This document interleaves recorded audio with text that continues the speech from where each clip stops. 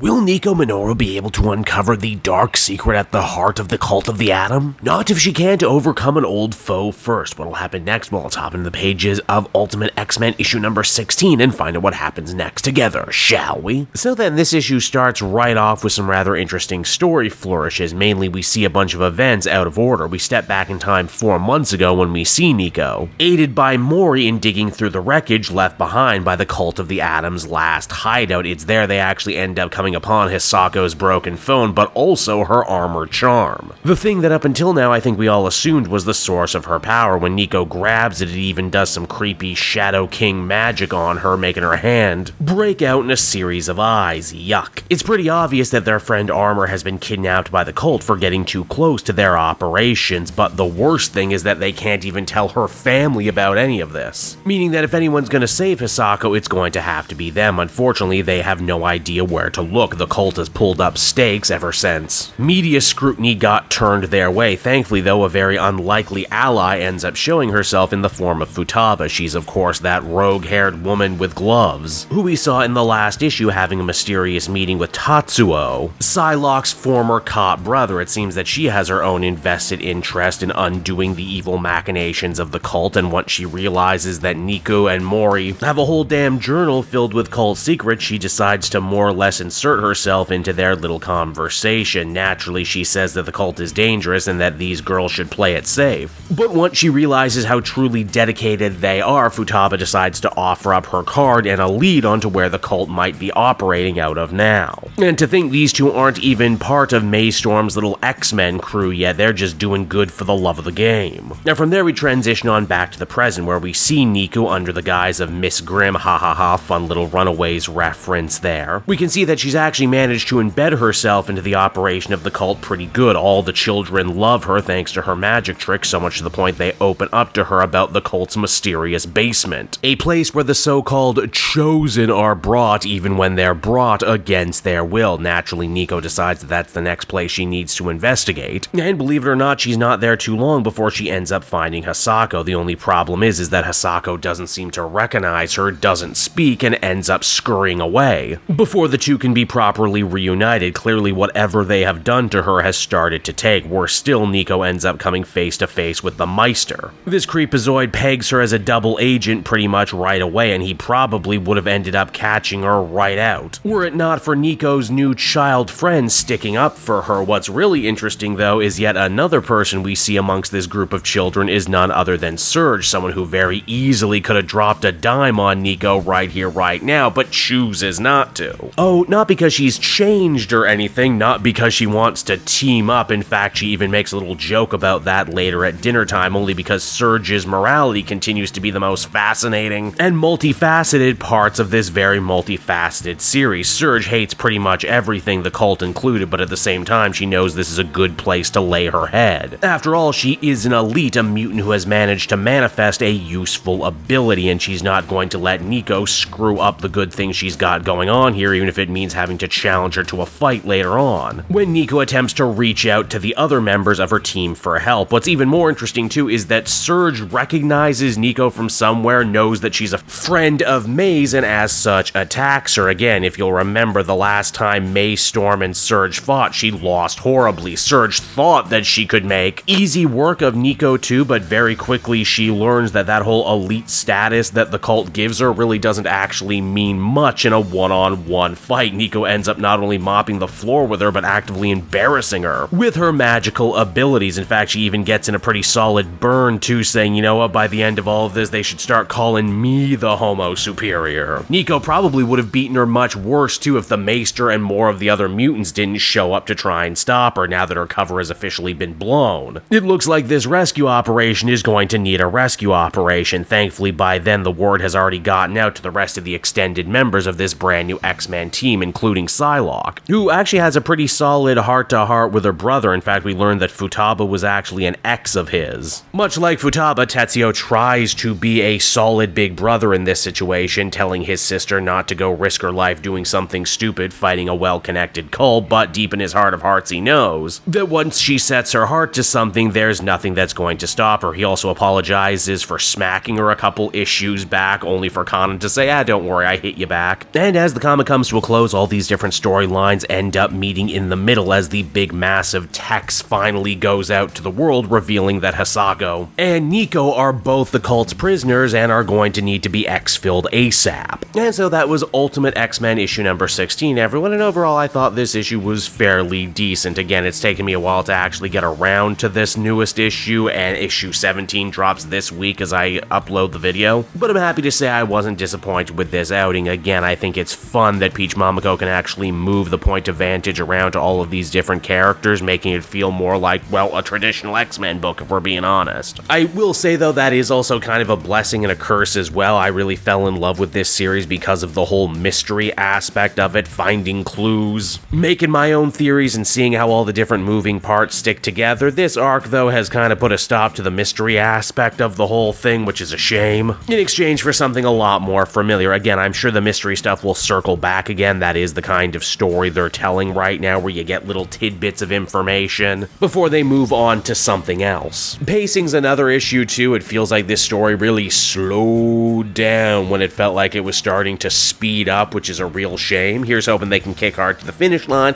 and actually offer something cool and compelling to close out the arc. Overall, I would give this one a 7 out of 10. Hey there everyone, it's your pal Cape Joel again, and if you're seeing my face right now, that means you watched to the end of the video, and I'll always be grateful for that. Retention helps in this crazy YouTube game, and so does becoming a patron. If you head on down to the description, you can find a link to my Patreon page. Recently just redid all the tiers, a lot of cool stuff offering up there, exclusive commentaries, exclusive polls, behind the scenes concept art for Capes and Quest. That's the brand new D&D show I've started soon. Never been a better time to become a patron. You can become a patron for as little as $1 a month and help the channel grow, and help me continue to deliver content like what you just saw. So I want to thank you all, and I will see you again next time. Bye bye.